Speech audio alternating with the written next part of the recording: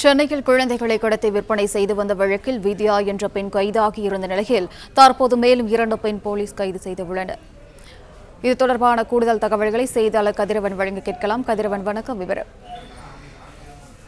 சென்னையில பச்சிளம் குழந்தைகள் முதல் 2.5 வயது 3 வயது குழந்தைகள் வரை விற்பனை செய்யப்படுவதாக வாட்ஸ்அப்பில் குறுந்தகவல் அனுப்பி அந்த புகைப்படங்களை அனுப்பி 10 லட்சம் ரூபாய் குழந்தைகளுக்காகவும் 2 முதல் 3 லட்சம் ரூபாய் இந்த இடைத்தரகர்களுக்காக என பேரம் பேசி ஒரு ஆடியோ ஒன்று கடந்த 2ஆம் தேதி 2 நாட்கள் முன்பாக வெளியானது. இந்த ஆடியோ அடிப்படையாக ஆதாரமாக வைத்தும் கார்த்திக் என்ற நபர் கொடுத்த புகாரின் அடிப்படையிலும் புழல் காவல்துறையினர் தனிப்படைகள் அமைத்து 2 நாட்களாக இந்த கும்பலை பிடிக்க திட்டமிட்டார்கள்.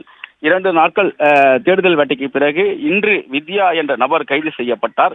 இந்த வித்யா என்ற நபர் கணவரை பிரிந்து வாழ்ந்து வருவது என்றும் மாடலிங் துறையில் இருப்பவர் என்றும் கூறப்படுகிறது. அது மட்டுமில்லாமல் வறுமையில் சிக்கி தைக்கக்கூடிய இந்த நபர்களை குறிவைத்து, அதாவது தனியாக வசிக்கக்கூடிய பெண்களை குறிவைத்து அவர்களிடம் இருக்கக்கூடிய குழந்தைகளை விலை பேசி மற்றவர்களுக்கு விற்பனை செய்வதை இவர் வாடிக்கையாக வைத்திருப்பதும் போலீஸ் விசாரணையில தெரிய வந்திருக்கிறது.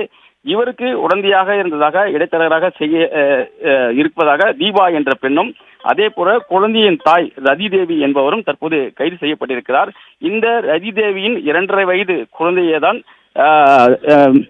வித்யா வந்துட்டு நேற்று போலீசாருக்கு விலை பேசியிருப்பதும் 10 லட்சம் ரூபாய் வரை விலை பேசியிருப்பதும் அந்த குழந்தையை தான் போலீசார் வந்துட்டு அம்பத்தூர் உள்ள வீட்டில் வைத்து மீட்டிருப்பதும் தெரிய வந்திருக்கிறது.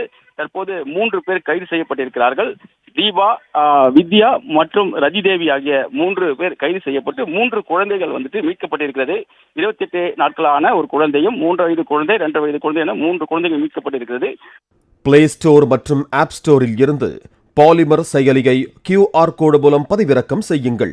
செய்திகளை உடனுக்குடன் பெறுங்கள்.